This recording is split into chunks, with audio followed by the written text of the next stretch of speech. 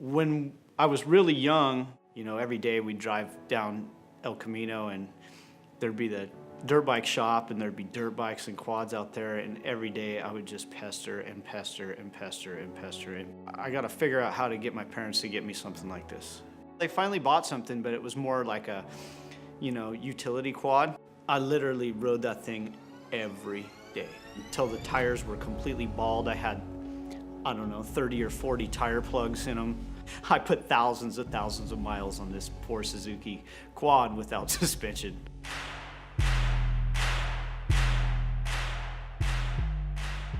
I thoroughly enjoy racing my quad.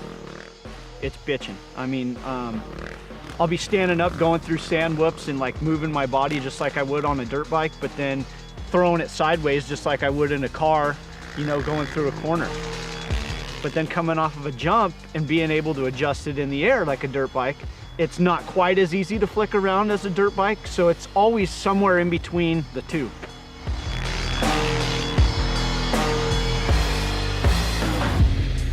The traction I get with the Pulse HT is noticeably different than the competition when I'm coming out of some of the corners, like especially when it goes from kind of like a softer to a hard pack.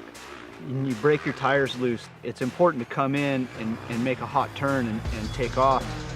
When I throw it sideways next to like a competitor and we're on the gas, it's pretty obvious that I'm on better equipment because my bike just settles.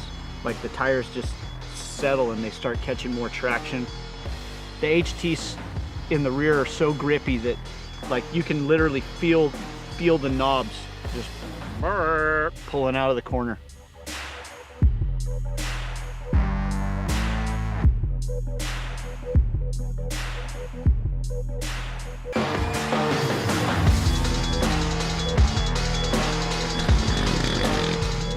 Durability is very important, and the Pulse, even the HT, do well from the beginning of the race to the end. Like when I pull off the track and I go to the podium and I park my bike and I look down at the tire, most of the time the edge is just barely nicked, if any, and you're thinking, man, dude, I was just spinning up and down the asphalt right there in that section and the tire looks that good, you know, and it's just amazing, you know, the proof's in the pudding.